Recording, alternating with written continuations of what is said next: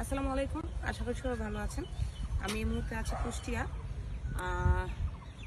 শিলাইদহ রবীন্দ্রনাথের কুঠির বাড়িতে। সামনে সুন্দর বাগান।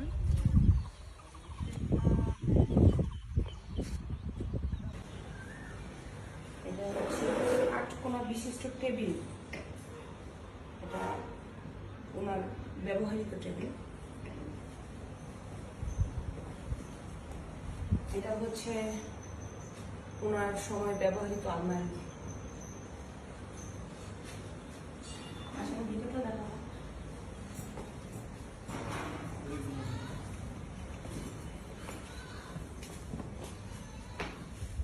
ছবি। এটা হচ্ছে রবীন্দ্রনাথ ঠাকুরের, এটা কি রোলার, এটা ঘাস কাটার যন্ত্র। উনি ওনার আমলে এটা ঘাস কাটতো।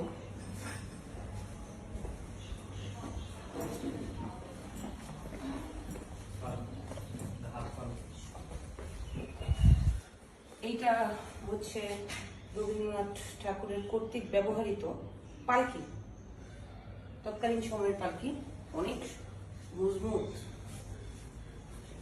এই যে আরেকটা পালকি, এটা সম্ভবত মহিলারা চলাচল করত। এটা হচ্ছে পালকি যে দুই সাইডে ধরে, সম্ভবত ওইটা হ্যাঁ হাত পালকির স্মৃতি নির্দেশন। এটা হচ্ছে ফাইল ক্যাবিনেট। ঠিক আছে, এটা হচ্ছে রবীন্দ্রনাথ ঠাকুরের বাড়ির সিঁড়ি,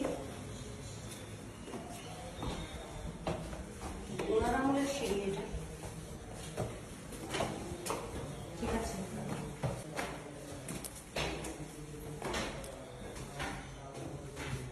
কাঠের সিঁড়ি।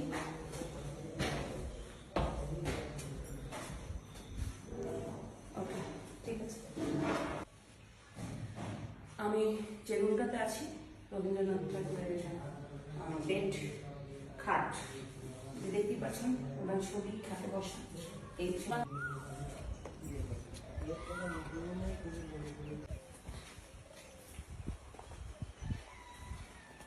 ঠিক আছে,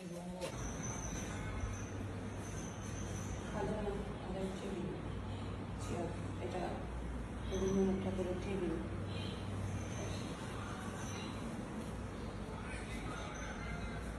আমি এই মুহূর্তে আসছি রবীন্দ্রনাথের স্মৃতি বিজড়িত গাছ বকুলতলা। দেখতেই পাচ্ছেন,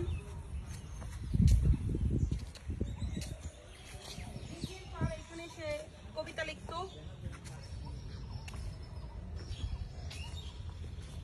খুবই ভালো লাগছে জায়গাটা। তো আসলে কুষ্টিয়া আমার অনেকবার আসা হয়েছে, বাট আমি আসলে এখানে আসা হয়নি, তো আজকে আসলাম। তো খুব সুন্দর পরিবেশ, খুবই সুন্দর পরিবেশ, এবং এই পুকুর পাড়টা দেখতেই পাচ্ছেন, খুবই ভালো লাগছে। এখানে উনি বসে কবিতা লিখতো। তো যাই হোক, উনি পৃথিবীর একজন ইতিহাস, এবং তার এই স্মৃতি বিজড়িত জায়গাটিতে এসে খুবই ভালো লাগলো, মনটা ফ্রেশ হয়ে গেল। কাদা